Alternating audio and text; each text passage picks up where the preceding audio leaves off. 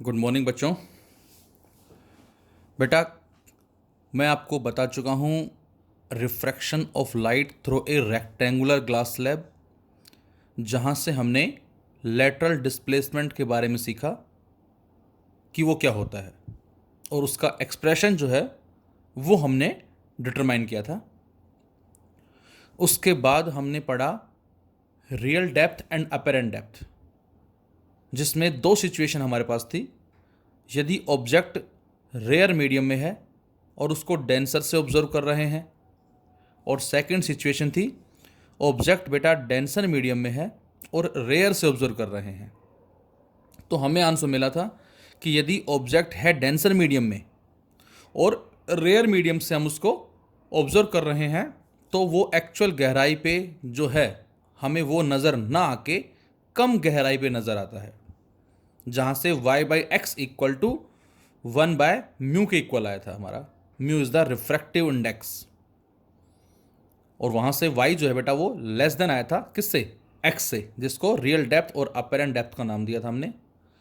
जबकि जो second case था हमारा, जिसमें ऑब्जेक्ट है रेयर मीडियम में और डेंसर से उसको ऑब्जर्व कर रहे हैं, और हमने एग्जाम्पल लिया था एक बर्ड का, कि कोई बर्ड जो है पॉन्ड के सरफेस से अबाउ एक सर्टेन हाइट पर उड़ रहा है, और उस पॉन्ड में जो फिश है वो उसको ऑब्जर्व कर रही है। तो फिश को वो बर्ड जो है एक्चुअल हाइट से ज़्यादा हाइट पे नज़र आएगा, अपेरेंट हाइट जो हमने नाम दिया था। और यहाँ से हमारे पास जो आंसर आया था वो आया था y is greater than x, y/x equal to mu. तो ये आपको दो रिलेशन याद रखनी है। रिफ्रैक्शन ऑफ लाइट के बिहाफ पे ऐसा था। इसी में एक छोटा सा कॉन्सेप्ट हमारा है, that is refraction effect at sunrise and sunset. Sunrise और सनसेट पे रिफ्रैक्शन का क्या इफेक्ट होता है बच्चों? तो इस डायग्राम में आपको नजर आ रहा है, दिस इज द अर्थ, और इस अर्थ के अराउंड जो आपको ये लेयर से नजर आ रही हैं, ये रिप्रेजेंट कर रही हैं किसको? These layers represents the density effect, denser medium को डिनोट कर रही हैं ये। And this is the horizon. Horizon हमने किसको नाम दिया? क्षितिज। जहां हम ये बोल सकते हैं कि जहां धरती और आकाश हमें मिलते हुए नजर आते हैं बच्चों, उसको हमने हॉरिजन का नाम दिया। This is the horizon and this is the actual position of the sun. ये सन की बच्चों एक्चुअल पोजिशन है, और हम अर्थ पे है, सपोज यहाँ पर हैं। तो सन से जो रेज आ रही हैं बेटा, वो मीट करती हैं, किससे मिलती हैं? जैसा कि मैंने इसमें लिखा, the sun is visible to us before actual sunrise and after actual sunset. Atmospheric refraction कहता है कि सन जो है विजिबल होता है एक्चुअल सनराइज से, सूर्य उगने से पहले ही हमें नजर आ जाता है, और सूरज छुपने के बाद तक भी हमें नजर आता है। And this is because of atmospheric refraction of light. और ये बताया गया है बच्चों एटमोस्फेरिक रिफ्रैक्शन ऑफ लाइट के बिहाफ पे। क्यों बताया गया? तो आंसर है the atmosphere is denser near the earth surface. जो अर्थ सरफेस है बच्चों, इसके सराउंडिंग में क्या होता है कि जो एटमोस्फियर है वो स्लाइटली डेंसर होता है। सो जब सन से लाइट आएगी और जैसे यहाँ एंटर करेगी, तो सपोज ये नॉर्मल है, हमने यहाँ नॉर्मल ड्रॉ कर दिया, और ये इसका एक्चुअल पाथ है। लेकिन जब लाइट रेयर से डेंसर में जाएगी, bands towards the normal, normal की तरफ मुड़ जाएगी। इस पॉइंट पे ये नॉर्मल है, ये इसका एक्चुअल पाथ है, लेकिन फिर से बैंड हो जाएगी टुवार्ड्स द नॉर्मल। तो लगातार बेंडिंग होती होती होती होती यहाँ पहुँच जाएगी। और अब इसको यदि हम पीछे बढ़ाएं, तो हमें इसकी यहाँ एक इमेज नज़र आएगी। तो हम ये बोल सकते हैं कि सन की पोजीशन है यहाँ, लेकिन हमें नज़र वो फिलहाल पहले ही आ चुका है।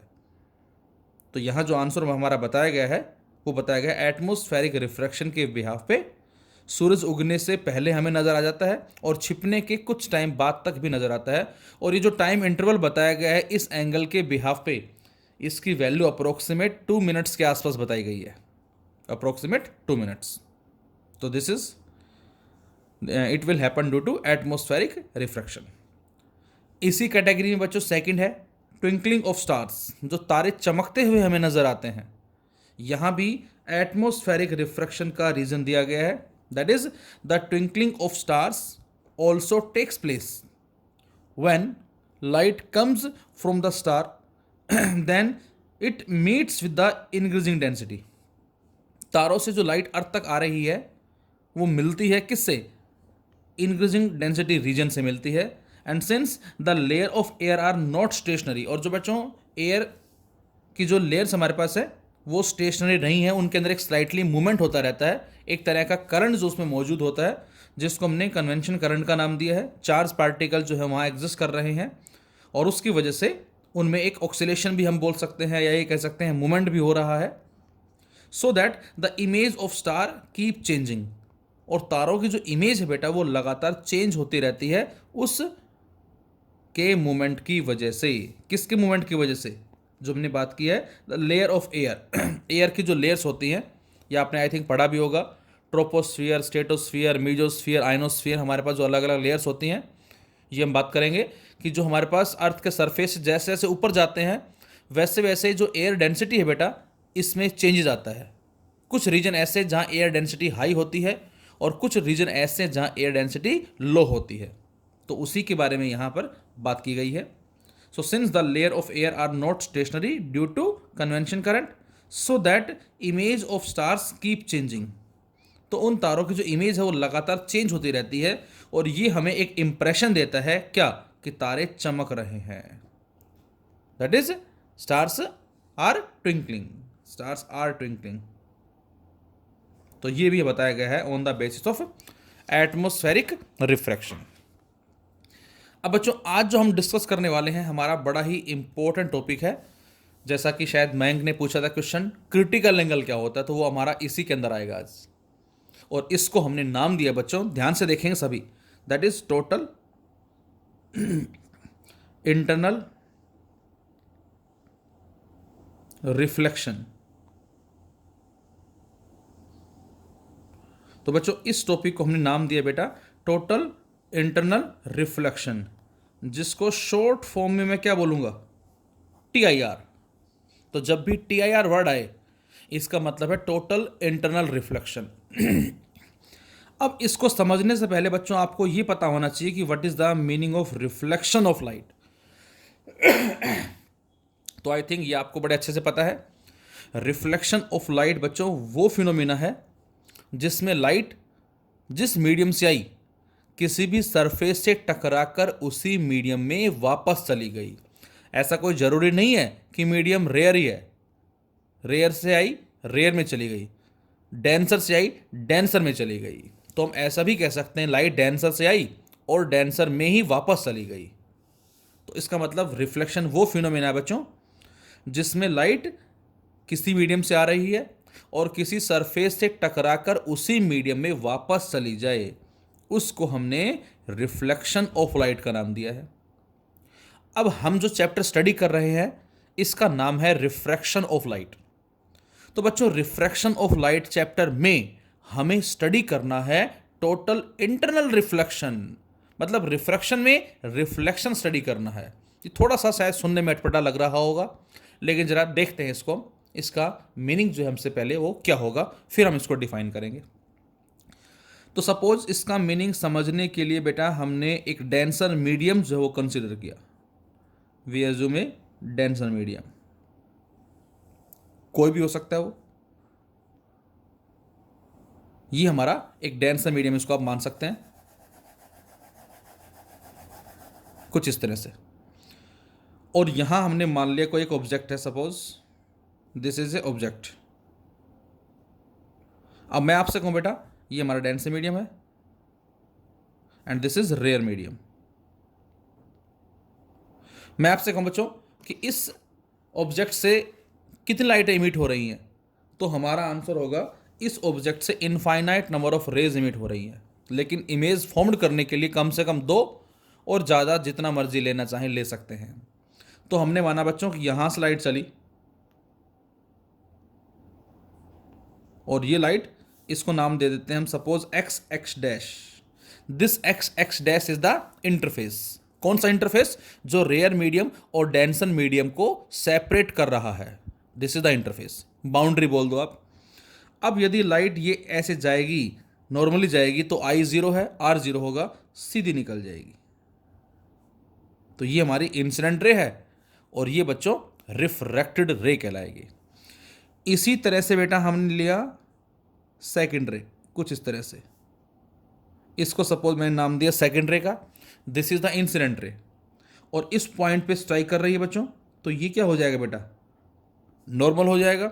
और हमें पता है इंसिडेंट रे नॉर्मल के साथ जो एंगल बनाती है ये वाला, इसको हम क्या बोलेंगे, एंगल ऑफ इंसिडेंस। और बच्चों ये क्या होगा, ये कहलाएगा इस इंसिडेंट रे का एक्चुअल पाथ। अब आप ये सोचें कि जब लाइट डेंसर से रेयर में जाएगी तो क्या होगा, तो आंसर है इसकी स्पीड इंक्रीज होगी और उसकी वजह से ये बैंड होगी away from the normal. Away from the normal का मतलब ये कुछ ऐसे चली जाएगी इस तरह से। This is the second refracted रे। और बच्चों ये जो एंगल होगा बेटा, ये हमारा क्या कहलाता है, एंगल ऑफ रिफ्रैक्शन। और साफ पता लग रहा है आई कम है आर ज़्यादा है। ये मैंने बताया था आपको कल कि जब भी आई की वैल्यू कम होती है आर ज़्यादा होता है, तो इसका मतलब लाइट डेंसर से रेयर में आ रही है। और यदि आई की वैल्यू ज़्यादा है आर की वैल्यू कम है तो लाइट रेयर से डेंसर में जा रही है। हमने अपनी तरफ से मान लिया यहाँ आई की वैल्यू सपोज 30 डिग्री है, वी एज्यूम, और उसके कॉरस्पॉन्डिंग आर हमने मान लिया, कुछ ही मान लो आप 60 मान लेते हैं, सपोज एज्यूम किया यहाँ आई 30 डिग्री है और यहाँ आर 60 डिग्री है। थर्ड लाइट ली बेटा हमने, this is the third incident ray, जिसको मैंने सपोज ट्रिपल एरो से रिप्रेजेंट किया। बच्चों यहाँ पर ये क्या हो जाएगा बेटा, नॉर्मल। अब जरा ध्यान से देख कर बताएं, यहाँ आई 0 था, यहाँ आई 30 था, यहाँ आई क्या है, इससे ज़्यादा है, कितना, कुछ भी मान लो आप, हमने मान लिया सपोज 50 डिग्री है। और बच्चों ये क्या हो जाएगा, this is the actual path of the third incident ray. अब जब लाइट अगेन डेंसर से रेयर में जाएगी तो क्या होगा बच्चों, तो ये हमारे pass away from the normal होगी, थर्ड रिफ्रैक्टेड रे। तो अब जरा ध्यान से देखें इसको और इसको, यहाँ एंगल ऑफ इंसिडेंस 30 डिग्री था, सपोज हमने माना, एंगल ऑफ रिफ्रैक्शन 60 डिग्री मान लिया। यहाँ पर जो आई है बेटा वो इससे क्या है, ज़्यादा है, सपोज हमने मान लिया 50 डिग्री। तो यहाँ पर आर जो है बच्चों वो भी क्या है, ज़्यादा है। ध्यान से देखें, इससे ज़्यादा है आर। यहाँ आर 60 था, यहाँ हमने आर मान लिया सपोज कितना, यहाँ मान लो आप 70 मान लो, 80 मान लो, कुछ भी मान लो। इसी तरह से मैंने एक लाइट और ली, इसको मैंने 1 2 3 और 4 एरो से रिप्रेजेंट किया ताकि आपको पता लग जाए ये first second third fourth incident ray, first second third, और अब ये फोर्थ आएगी हमारे पास। अब जरा ध्यान से देखें आप, इस बार आई कितना है बच्चों, इस बार आई की वैल्यू इन दोनों से और ज़्यादा है। सपोज ये 30 था, ये 50 था, ये हमने 60 मान लिया, या 50 माना है आपने, हाँ तो ठीक 60 मान लिया। अब आप ऊपर देखें जरा ध्यान से, जैसे जैसे बच्चों हम एंगल ऑफ इंसिडेंस को इंक्रीज कर रहे हैं जैसे जैसे हम एंगल ऑफ इंसिडेंस को इंक्रीज कर रहे हैं बेटा, वैसे वैसे एंगल ऑफ रिफ्रैक्शन भी क्या हो रहा है बच्चों, इंक्रीज हो रहा है। क्यों इंक्रीज हो रहा है, क्योंकि हमें पता है स्नेल्स लॉ के बिहाफ पे sine I by sine R equal to 1 mu 2, जो भी आपने 1 म्यू 2 माना है that is mu 2 by mu 1। Suppose ये हमारा मीडियम बी मान लेते हैं, कुछ भी मान लो अब इसको आप मान लेते हैं सपोज बी मीडियम है, और इसको मैं मान लेता हूँ सपोज मीडियम ए है। बी की जगह वाटर हो सकता है, ग्लास हो सकता है, कुछ भी हो सकता है। और इस ए का मतलब एयर है, लेकिन एयर का मतलब जरूर नहीं, रेयर मीडियम सॉरी, तो रेयर का मतलब जरूर नहीं कि एयर ही हो सकती है। ये बात बड़ी इंपॉर्टेंट है बच्चों, लास्ट ईयर बच्चों ने यही मिस्टेक की थी और जिसकी वजह से उनके काफ़ी क्वेश्चंस रॉन्ग भी हो गए थे जो हमारे टेस्ट चलते हैं। ये बात आपको याद रखनी है, ये रेयर है। रेयर का मतलब जैसे मैं आपसे बोलता हूँ ये हमारा ग्लास है और ग्लास का रिफ्रैक्टिव इंडेक्स होता है बेटा 1.5। ये ऊपर मैंने ले लिया वाटर का रिफ्रैक्टिव इंडेक्स 1.33, तो वाटर इस ग्लास के कंपैरेटिवली कम डेंसर है, तो उसको हम रेयर ट्रीट कर सकते हैं। दोनों डेंसर हो सकते हैं, लेकिन जो ज़्यादा डेंसर होगा वहाँ से हमें लाइट लेनी है। अभी बात करेंगे जरा, जो कि इसकी नेसेसरी कंडीशन है। तो बेटा जैसे जैसे एंगल ऑफ इंसिडेंस इंक्रीज हो रहा है, वैसे वैसे एंगल ऑफ रिफ्रैक्शन भी इंक्रीज हो रहा है। अब आई की वैल्यू हमने कुछ मानी, उसके कॉरस्पॉन्डिंग आर आया, फिर आई को हमने इंक्रीज कर दिया और आर इंक्रीज हो गया, आई को और इंक्रीज कर दिया, आर और इंक्रीज हो जाएगा। ध्यान से सुने मेरी बात को। मतलब ये कि जैसे जैसे एंगल ऑफ इंसिडेंस को इंक्रीज करेंगे वैसे वैसे एंगल ऑफ रिफ्रैक्शन क्या हो रहा है, बढ़ रहा है। देखो यहाँ पर ये थी रिफ्रैक्टेड रे, यहाँ पर ये आगे रिफ्रैक्टेड रे, यहाँ पर ये आगे रिफ्रैक्टेड रे। अगले में क्या होगा, अगले में ऐसे हो जाएगा।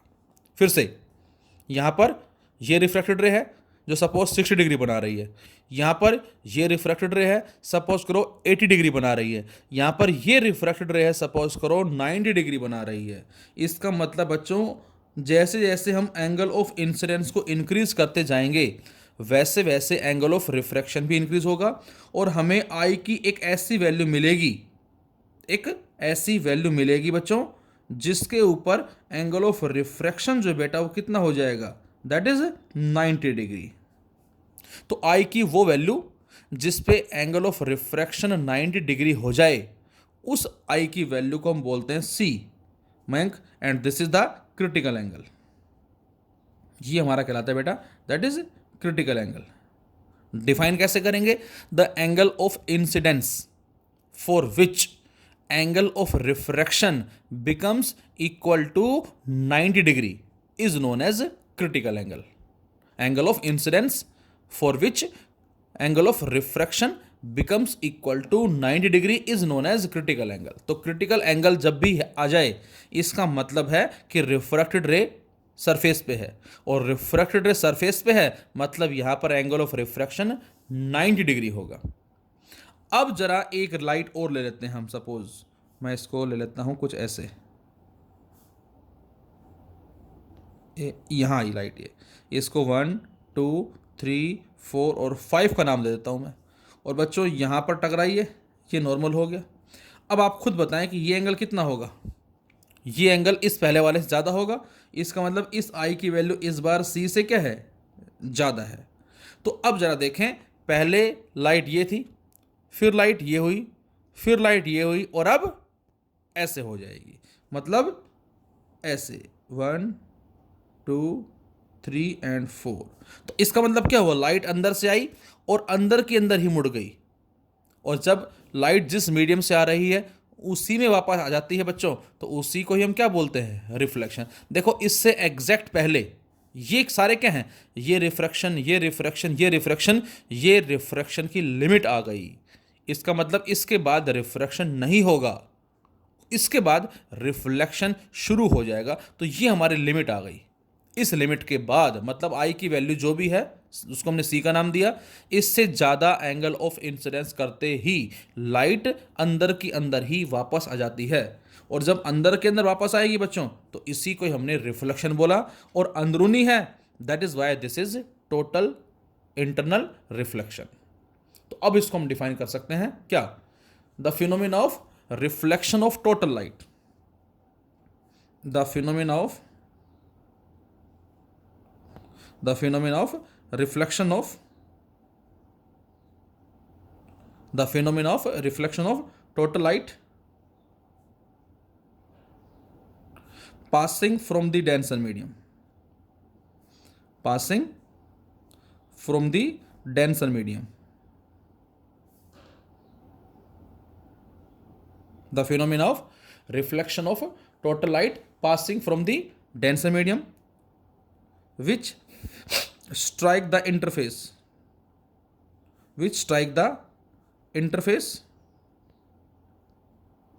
कौन सा इंटरफेस, जिसको हमने एक्स एक्स डैश का नाम दिया है, जो कर क्या रहा है, which is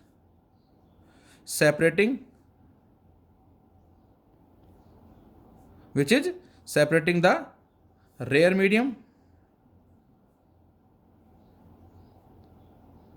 and denser medium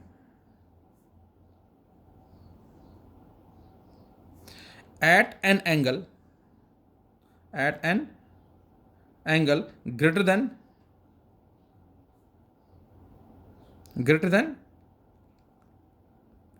critical angle। क्या मतलब, the phenomena of reflection of total light, यदि हम लाइट को क्रिटिकल एंगल से ज़्यादा से सेंड कर रहे हैं डेंसर मीडियम से, तो लाइट उसी मीडियम में वापस आ जाती है। The phenomena of reflection of total light passing from the denser medium which strike the interface x x dash, ये इस इंटरफेस पे स्ट्राइक कर रही है एक्स एक्स डैश, जो दो मीडियम को सेपरेट कर रहा है, और कितने एंगल से स्ट्राइक कर रही है, at an angle greater than the critical angle, this is known as TIR। And what is the meaning of critical angle, जिसको हमने C का नाम दिया बेटा, ये क्या होता है, C से भी इसको रिप्रेजेंट करते हैं, किसी किसी बुक में इसको θC भी लिखा हुआ है, नो मैटर। तो ये हमारा क्या होता है, तो आंसर है the angle of incidence, the angle of incidence for which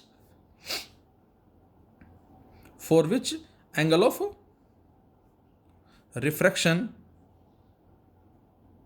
for which angle of refraction becomes equal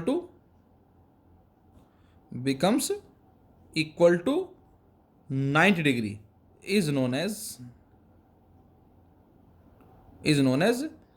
critical angle। तो बच्चों क्रिटिकल एंगल किसको नाम दिया, ये एंगल ऑफ इंसिडेंस की वो वैल्यू होगी जिसके लिए एंगल ऑफ रिफ्रैक्शन जो बेटा वो 90 डिग्री हो जाए, उस एंगल को हमने क्रिटिकल एंगल का नाम दिया है। अब जरा मैं आपसे कहूं बेटा स्नेल्स लॉ अप्लाई करें। नाउ यूजिंग स्नेल्स लॉ, और वो हमारा होता है बच्चों साइन I अपॉन में साइन R इक्वल टू, अब लाइट कहां से कहां जा रही है बेटा, लाइट इस B से इस A में जा रही है, तो इसको हम क्या लिखेंगे, B म्यू A, और जिसका मीनिंग क्या होगा बच्चों, mu A upon mu B, ये आ जाएगा, बोलो। तो ये आपको रिलेशन याद रखनी है फिलहाल फर्स्ट। अब I की वैल्यू तो है हमारी C के बराबर, और R की वैल्यू क्या है बेटा, R की वैल्यू 90 डिग्री है, तो यदि मैं इस I को तो C से रिप्लेस कर दूं बेटा, और R को 90 डिग्री से रिप्लेस कर दें हम, तो बच्चों यहां से क्या मिलेगा हमें, यहां से मिलेगा sine C by sine 90, sine 91, तो ये आ जाएगा बेटा sine C equal to mu A upon में म्यू B। तो ये हमारी आ जाती है relationship between critical angle and refractive index. जब भी आपको किसी भी मीडियम के लिए, किसी भी सरफेस के लिए क्रिटिकल एंगल फाइंड आउट करना है बेटा, तो आपको जहां से लाइट जा रही है उसका रिफ्रैक्टिव इंडेक्स, जिसमें जा रही है उसका रिफ्रैक्टिव इंडेक्स चाहिए।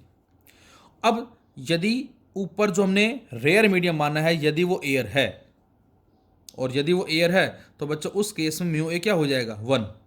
तो म्यू A 1 होने से हम लिख सकते हैं क्या, हम लिख सकते हैं that is sine C equal to 1 by mu B, ऐसा लिख सकते हो इसको आप, या इसको आप क्या लिख सकते हो बच्चों, इसको आप लिख सकते हो बेटा sine C equal to 1 by mu बोल देते हैं सपोज।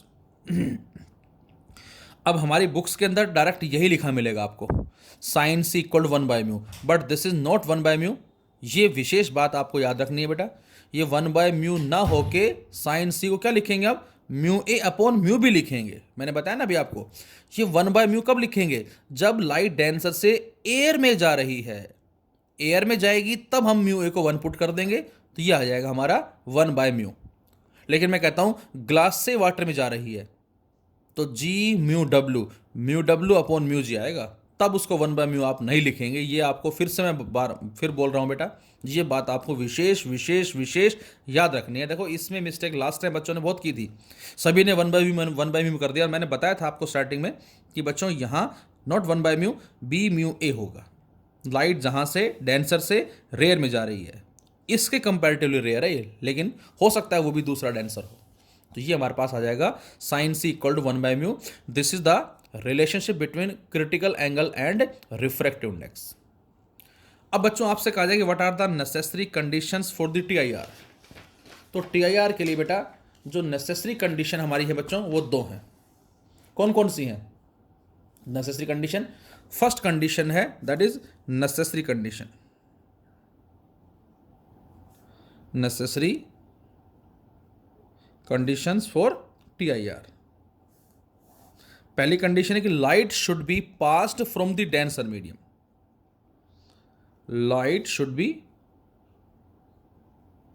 पास्ड फ्रॉम द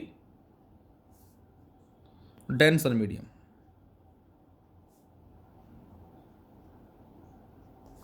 और सेकंड कंडीशन क्या है, सोच के बताएं जरा। फर्स्ट हमने दिया light should be passed from the denser medium, और सेकंड है angle of incidence should be greater than the critical angle. Angle of incidence should be greater than the critical angle, क्योंकि जब तक एंगल ऑफ इंसिडेंस की value critical से ज़्यादा नहीं होगी तब तक हमें TIR नहीं मिलेगा। अब आप सोच रहे होंगे कि TIR को यूज़ कहाँ करते हैं, what are the applications of TIR, तो वो भी हम हमारे इस नेक्स्ट वीडियो में स्टडी करेंगे। तो TIR क्या होता है ये हमने आज सीखा। TIR के लिए नेसेसरी कंडीशंस क्या होती है वो हमने सीखी, और साथ साथ क्रिटिकल एंगल का रिफ्रैक्टिव इंडेक्स से रिलेशनशिप क्या होगा ये हमने सीखा यहाँ से। तो TIR वो फिनोमिना है जिसमें लाइट डेंसर से गई, डेंसर में ही वापस आ गई, उस फिनोमिना को हमने टोटल इंटरनल रिफ्लेक्शन नाम दिया है। रिफ्लेक्शन सिंपल जो हमने पढ़ा था बेटा, plane mirror, concave mirror, convex mirror, और ये पढ़ रहे हैं डेंसर से रेयर, वो भी रिफ्लेक्शन ये भी रिफ्लेक्शन। लेकिन यदि मैं ये कहूँ आपसे कि what is the difference between these two reflection and what is the similarity, तो सिमिलरिटी तो पता ही आपको कि जहाँ से गई वहीं वापस आ गई। कॉनकेव, कॉन्वेक्स, स्फेरिकल मिरर में हमने आंसर दिया था कि रेयर से आई और रेयर में ही चली गई। यहाँ पर कंडीशन है डेंसर से आई, डेंसर में चली गई। फर्स्ट डिफरेंस क्या है, तो आंसर है बेटा कि मिरर वाले केस में बच्चों जो रिफ्लेक्टेड लाइट होती है उसको हम एक लिमिटेड डिस्टेंस तक ही देख सकते हैं, लेकिन इसके अंदर, इस TIR के अंदर जो लाइट हम यहाँ से पास करेंगे उसको दिल्ली में जाके, उसको मुंबई में जाके, या ये कहें उसको हम हमारे इंडिया के अंदर किसी भी कॉर्नर में जाकर देख सकते हैं on the basis of optical fibres. ये इसकी एप्लीकेशन आती है। तो यदि हमें बात की जाए एनर्जी के लॉस की, तो जो हमारा सिंपल रिफ्लेक्शन था वहाँ एनर्जी का लॉस हो जाता है और एक डिस्टेंस के बाद लाइट दिखनी बंद हो जाती है, लेकिन यहाँ पर लॉन्ग डिस्टेंस पर हम उस लाइट को एज इट इज ऑब्टेंड कर सकते हैं। So this is the big difference between reflection and total internal reflection. Thank you.